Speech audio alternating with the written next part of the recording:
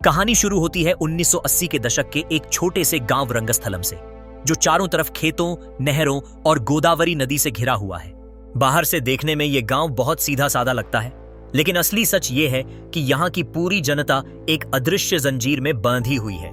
इस गांव का मालिकाना हक और असली ताकत है गांव के सरपंच प्रेसिडेंट गरू के पास, जिसे सब डर के मारे भगवान की तरह मानते हैं।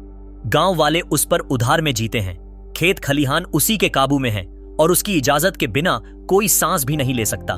इसी गांव में रहता है हमारा हीरो चिट्टी बाबू रामचरण, जो बचपन से आधा बहरा है, इसलिए दुनिया की कई आवाजें ठीक से नहीं सुन पाता।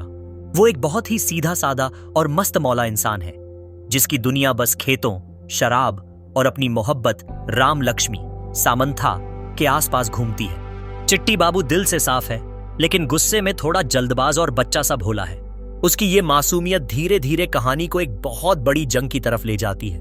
इसी बीच गांव में आता है उसका बड़ा भाई कुमार बाबू, जो दुबई से कमाकर लौटा है। वो पढ़ा लिखा और बहुत समझदार है, और गांव की हालत देखकर उसे गुस्सा आता है कि क्यों सब लोग प्रेसिडेंट गरू से डरते हैं, क्यों किसान सालों से कर्ज में दबे रहते हैं और क्यों कोई आवाज नहीं उठाता।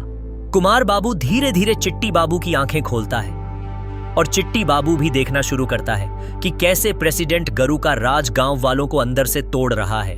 रामलक्ष्मी और चिट्टी बाबू की प्यारी सी लव स्टोरी बीच बीच में कहानी को हल्का और मजेदार बना देती है। उनकी नोकझोंक और मासूम रोमांस फिल्म में मिठास लाता है। लेकिन इसी खुशी के बीच धीरे धीरे एक बड़ा तूफान उठने वाला है। टर्निंग पॉइंट आता है जब कुमार बाबू फैसला करता है कि वो गांव की चुनाव में प्रेसिडेंट गरू के खिलाफ खड़ा होगा। यह ऐसा कदम है जो आज तक किसी ने उठाने की हिम्मत नहीं की थी।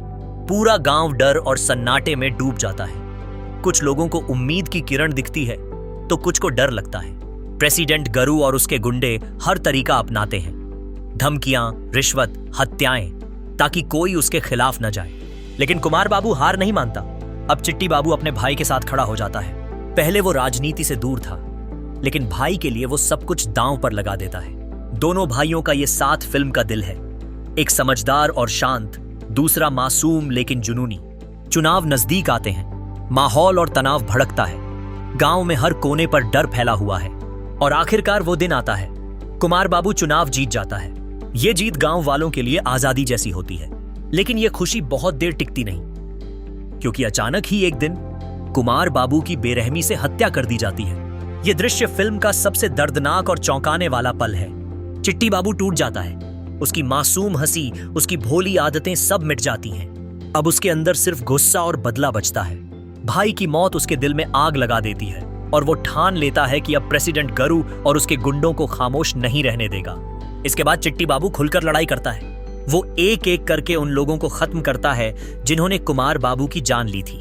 धीरे धीरे गांव के लोग भी उसे देखकर हिम्मत जुटाने लगते हैं। जो लोग पहले डरते थे, अब उसकी पीठ पीछे खड़े हो जाते हैं।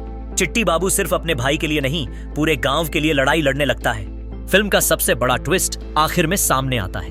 असली गुनहगार सिर्फ प्रेसिडेंट गरू नहीं था। असल में सारी साजिश के पीछे था चिट्टी बाबू और कुमार बाबू का अपना ही पिता। उसने ही परोक्ष रूप से वो रास्ता बनाया जिसकी वजह से कुमार बाबू की जान गई। ये सच जानकर चिट्टी बाबू का दिल चकनाचूर हो जाता है, और कहानी एक गहरे भावनात्मक मोड़ पर पहुंचती है। आखिर में चिट्टी बाबू अपना बदला पूरा करता है, प्रेसिडेंट गरू का राज खत्म हो जाता है, और रंगस्थलम की जनता पहली बार खुलकर सांस ले पाती है। लेकिन भाई की मौत और अपने पिता के विश्वासघात का दर्द चिट्टी बाबू के दिल में हमेशा जिंदा रहता है। रंगस्थलम सिर्फ एक गांव की कहानी नहीं है, ये कहानी है आवाज उठाने की, अन्याय के खिलाफ लड़ने की, और आजादी की कीमत समझने की। निर्देशक सुकुमार ने इसे बेहद असली अंदाज में दिखाया है। गांव की बोली, खेत खलिहान, संगीत, कपड़े, सब कुछ 80 के दशक का असली रंग दिखाते हैं। रामचरण का अभिनय फिल्म की जान है, जो मासूमियत से गुस्से तक का सफर इतना असली बना देता है कि ये किरदार हमेशा याद रह जाता है।